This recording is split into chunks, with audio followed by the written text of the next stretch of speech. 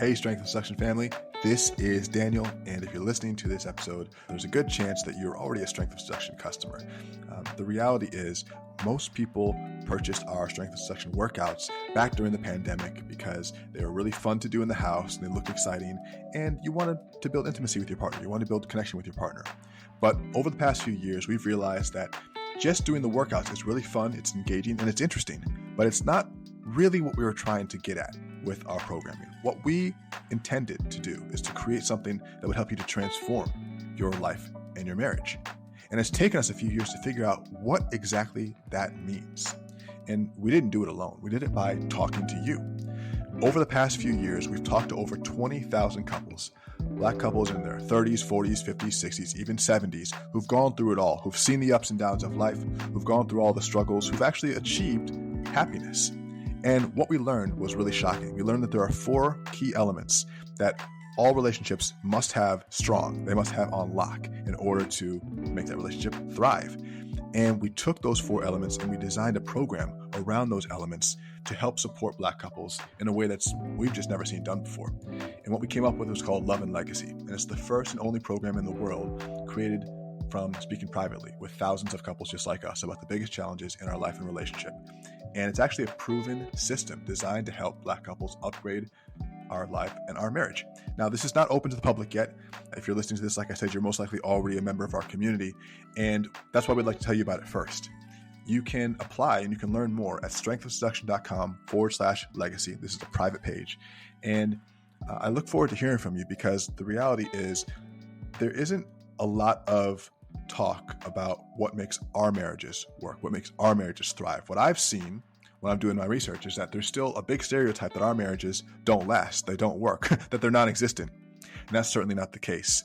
In the Love and Legacy community, we have members who've been married for 20, 30, 40 years, and they're still going strong. And yet they're still interested in learning more and digging deeper and showing up better as partners and individuals. So if that's you, go ahead and check us out, strengthofseduction.com/legacy to learn more about this new program that we're launching. And enjoy today's episode.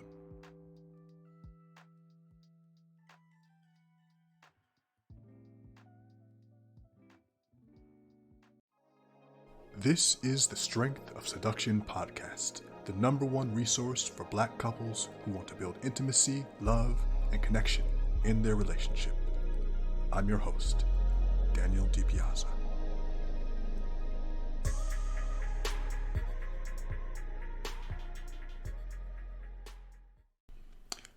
My friends, welcome back to the Strength of Seduction podcast, the #1 resource for Black couples who want to build love, intimacy, and connection in their marriage. I'm your host, Daniel DiPiazza. Now, if you are new here, you're watching this on YouTube, make sure to like, make sure to subscribe, make sure to hit that bell for updates. If you're listening to this on your favorite podcast platform like Apple or Spotify, make sure to subscribe and leave a review. And guys, please leave those reviews because they really help others to find the show. If it wasn't for you leaving reviews and comments and giving love to the show, no one would even know about it. So please do your part so that I can keep producing these things. Now, we have an incredible episode for you today because guess what? Vacation season is almost upon us, and I want to make sure we're all covered. Today, we're talking about how to take a great vacation with your partner. But before we dive in, I have a special offer for you, and really, it's a special update because, well, Strength of Seduction is changing. And if you heard my little drop in at the beginning of this episode, you'll know what we're talking about. We are looking for Black married couples who are ready to grow mentally, emotionally, physically, and spiritually together. And we're helping couples do that through a program called Love and Legacy. This is a breakthrough program specifically designed for Black couples who want to build stronger communication, who want to build better health, who want to build deeper intimacy, who want to create more money for their family. And if that's you, then I encourage you to learn a little bit more about our Love and Legacy program. And what you have to do is go to strengthofseduction.com/apply. There's a very short video that will explain to you exactly how we're working with couples to support them in this way, and then you can have the opportunity to apply for this limited edition program. So check it out while you have the opportunity, and now let's get into today's show.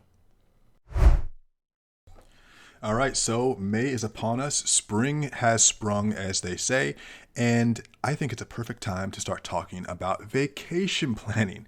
Now, listen, when was the last time you were actually on a vacation? And I gotta just say this, everyone who's listening to this, I would say at least 50, 60, 70, 80% of us are parents, and that's great.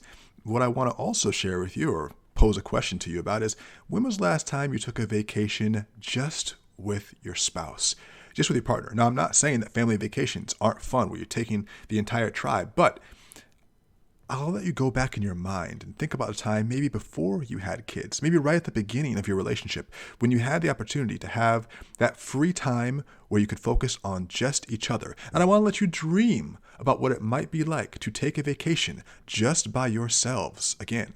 And I want to propose to you the idea that you can organize this, you can engineer this, you can make this happen for yourself. It won't be easy.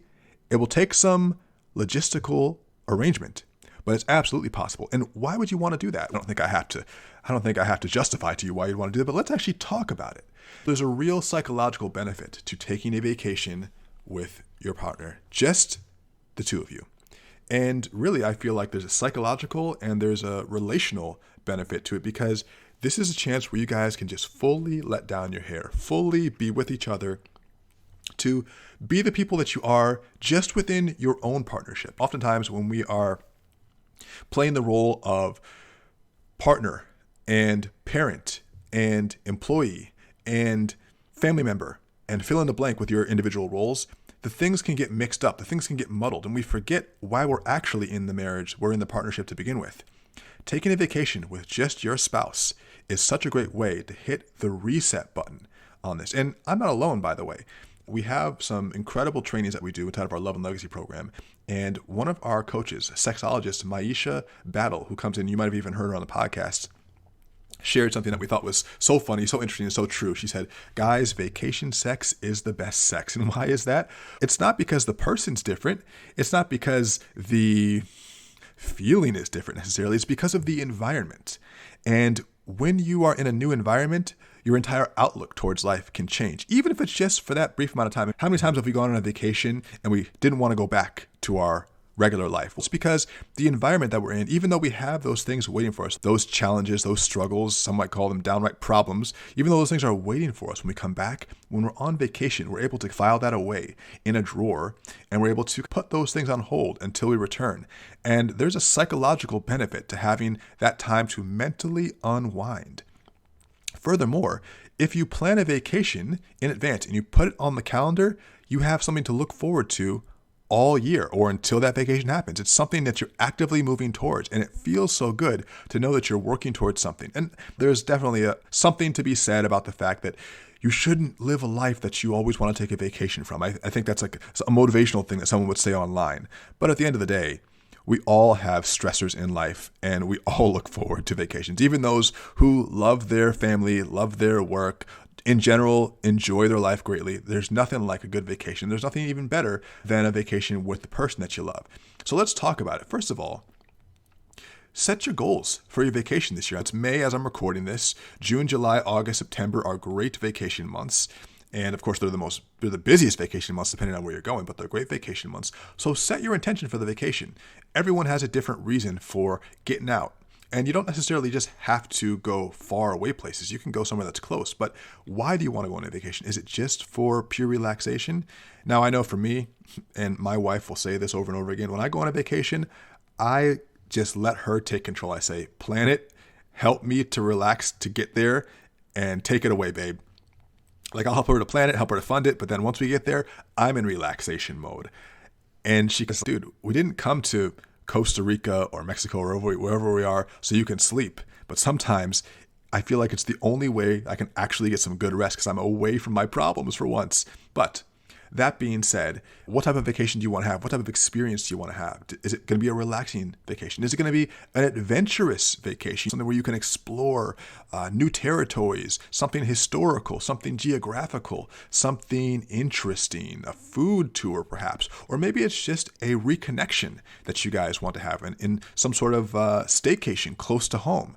Something that unites you both, something that can really bring you guys closer together. There's different goals for a vacation, and you can get a little bit of everything depending on where you're going. But sit down with your partner and think about how you can set a clear intention that you guys want to have for the experience. Sarah and I have been on many incredible vacations over the years, and we've been all over the world. We've been to all over the US and South and Central America. We've been to Europe, been out to parts of Asia, and those memories become core memories for us. They become core things that even when we're going through a more difficult time, we can Think about how incredible those times were. And not that we're pining for the past, but just we can remember something that was really important to us, because these vacations can shape us and we learn so much about each other. And there's, even on the vacation, sometimes there are challenges that come up, but we work through them. I could share more about our vacation challenges sometime else, but that's the whole point. Sometimes it's just a pure relaxation. Other times it can be an adventure, but then you overcome these challenges together. And it's still a lot more fun than staying at home. But start to talk with your spouse about what a vacation for you could look like this year. And then, of course, start to budget it. So create a vacation savings account and just put a little bit in it each month and let it build. And you don't need to spend a ton of money on a vacation. For instance, within Love and Legacy, which is our exclusive coaching program for Black couples, we actually have one of our packages includes an all-inclusive vacation. And it's actually very affordable. We try to get it as close to at cost as possible, but it doesn't have to be the most expensive vacation to be very nice. You can be in a 4-star hotel, you can get room service, you can go on little day excursions, you can have nice dinners out, you can even bring back souvenirs for the family, and it doesn't have to break the bank if you are saving for it in advance. And just think about what the budget could be, and think about how you could make some good deals happen as well. And if you look online far enough in advance, you can book flights that aren't going to be too expensive, you can book multi-city tours depending on where you want to go, and it can be a lot cheaper than you think. I would encourage you to start looking into this now and start planning it now so that you can have something to look forward to. And let's talk about destination. How do you guys want to choose your destination? I think personally, you should choose a destination that caters to both of your partner's likes and kind of, you are the partners, but both of your likes, and kind of avoid some of the things that both of you don't like. So for instance, if you know that your husband or your wife isn't going to be into doing long excursions, then maybe don't plan a mountain climbing trip. I'm like making an extreme example, but this should be something where you guys both have something to take away that's going to be fun for you on the trip so that you can both create memories with each other and also fun things for just yourself, just things that you both individually love. And sometimes that means you're going to have to compromise a little bit. Ultimately, I think that the vacation should be a balance of doing things that dependably are going to be fun. So for instance, I love the beach. We used to live in California. That was one of the main reasons we lived there. And I'm from Florida, so I spent a lot of my childhood in Florida. So I'm used to warm weather. I really like it.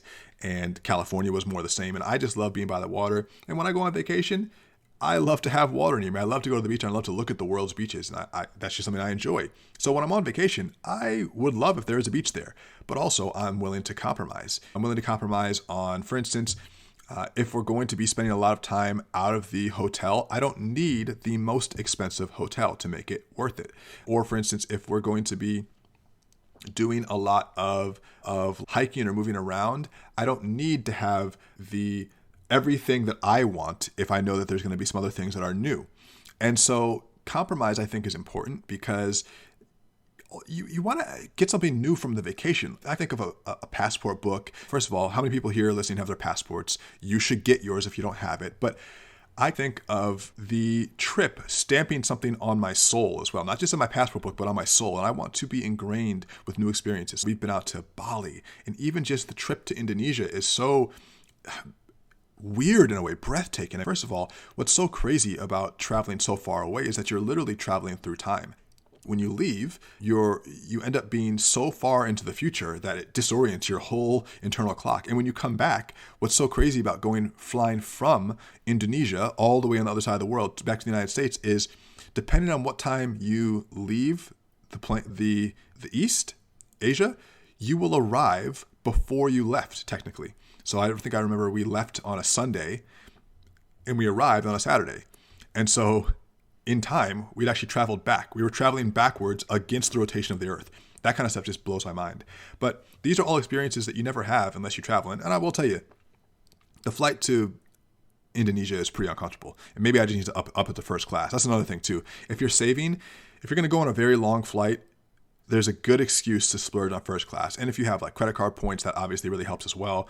But there's a good excuse to get a comfortable flight so that you get there a lot more rested. That's something we should all be talking about. But either way, do some things that are a little bit uncomfortable to get the experience as well. You can have your spa day, but do something that's a little bit out of your comfort zone so that you can build that experience together. Sarah and I were in Morocco a few years back, and we went on this excursion to climb I believe it's the second tallest waterfall in Africa, next to Victoria Falls, I believe. So it's the second tallest waterfall in Africa. And I'm sure Victoria Falls is gigantic, because this waterfall, guys, was huge. And I think that we were staying at basically a small hotel, and they were sharing with us different excursion options. And we picked the waterfall because we thought it would be a gentle and a fun excursion.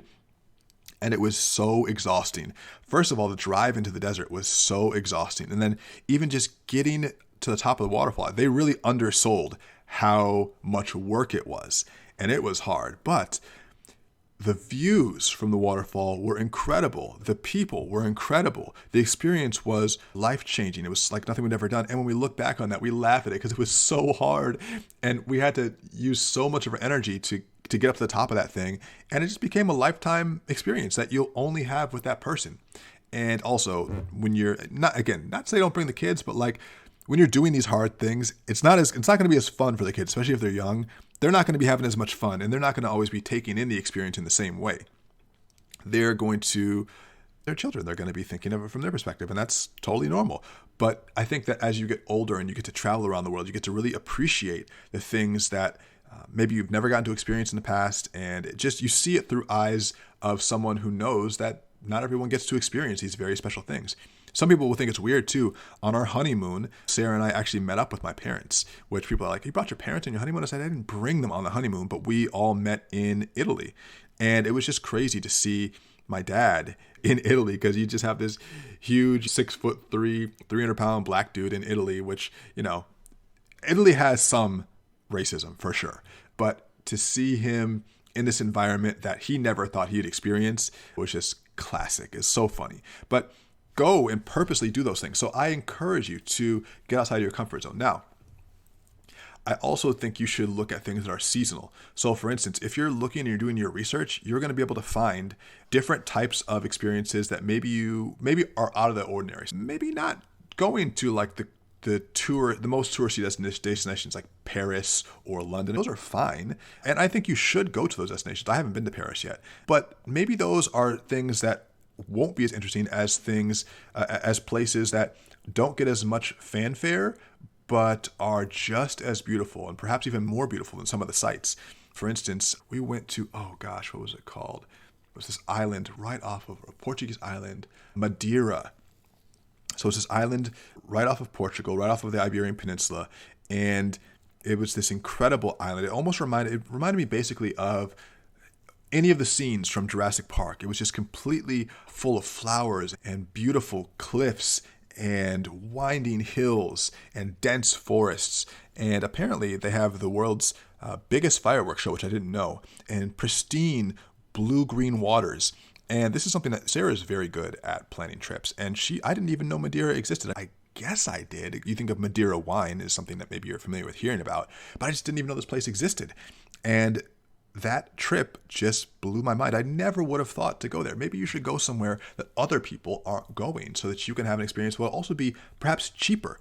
And you can even look at seasonal places as well that are different, that cost less during down times. So like during off-peak times. So Sarah is actually taking a solo trip later this year to Montenegro. And you might have even forgotten Montenegro was a country. I feel dumb. I asked ChatGPT, I said, what's the native language in Montenegro? And they said, Montenegrin. And I said, wow, I truly didn't even know that was a language. I'm dumb. But that's just the dumb American, isn't it? And go to these places that maybe you wouldn't expect. If you're going to go to France, don't go to Paris, maybe go to Nice. If you're going to go to Spain, Madrid is great. Try Barcelona, although Barcelona is very popular as well. But just go a little bit offbeat. You go to these places like instead of some of the more popular places in the Mediterranean, go to Croatia, where essentially, if you look at the world, we cut the world up into these countries and these different shapes. We say, this is Spain over here, and when you cross this line, now it's France. But ultimately, the terrain doesn't know what it is. It's just connected. So even if you look at the Mediterranean, for instance, you have the Iberian Peninsula with Spain, France, and Portugal. And then you have on the other side of that in Africa, you have Morocco, and you have Algeria, and you have Egypt at the top there. And then in the Middle East, you have Israel and Egypt and all those different countries over there. Turkey is in there too, around Greece. And so you have this wonderful mix of countries, and they're all sharing similar terrain. They're all sharing similar cultures and foods to a certain extent. I've made a good amount of travels around the Middle East and the Mediterranean, especially in college. I studied abroad. And what you'll find is that many of the different cultures mix in all these wonderful, weird ways, and the food is different, but also very similar across countries. And so go to the places where maybe they aren't the hottest tourist destinations, because you might find things that others never do because they're hidden gems. So I encourage you to go. I also want to go exploring Africa more. I've only been to Morocco and Egypt, and I would love to go to the actual continental Egypt, East and West Africa, South Africa. I think there's some incredible things to be seen in all those places, and Ghana and Eritrea and Ethiopia. And so there's lots to see, and make a habit of going places where maybe they're off the beaten path a little bit. Sarah also did another solo trip to Kenya one year. She went on a safari, and I just think that's so beautiful. There's lots to see in the places where maybe the rest of the world doesn't particularly pay attention, especially in Africa. Now, what I would recommend is that when you have the opportunity to go, you have a mix of, I would say, casual spontaneity where you're going with the flow, and you definitely plan some specific activities along the way. And I'll say this especially for guys too. Now, I don't know if this is all guys, but I typically am lazy on vacations. And Sarah does so much of the great logistical planning that I think it would be great if sometimes I took over those elements, at least add in maybe some surprises, a special dinner, a planned activity, a thoughtful gift. Even Airbnb has a service where when you go to different countries, they can help you to find local activities. Take a cooking class, immerse yourself in local culture, go to an art museum, go to a historical site. Sarah and I went to the Picasso Museum in Barcelona, and this was incredible to understand the mind of this man and this gigantic Picasso installation, essentially. And just to take in that type of culture is unlike anything else. Or if you go to somewhere that's famous and known for a specific type of cultural heritage or food or something, try that thing. Even if it's not what you would normally do. We were in Portugal, and Portugal is known for their fresh seafood. And I'm not the biggest seafood guy, but I'm like, you know what? I'm going to eat seafood because it's the best seafood that you're going to get in Portugal. So yeah, I'm going to have it. And it was okay, but I tried it and I was there. Oh, same thing in Italy. They had this really, when I say fresh, I'm basically talking raw seafood right in Capri, right by the water, where you could tell they pulled it right out of the water that day. I don't personally like anything that smells too much like seafood.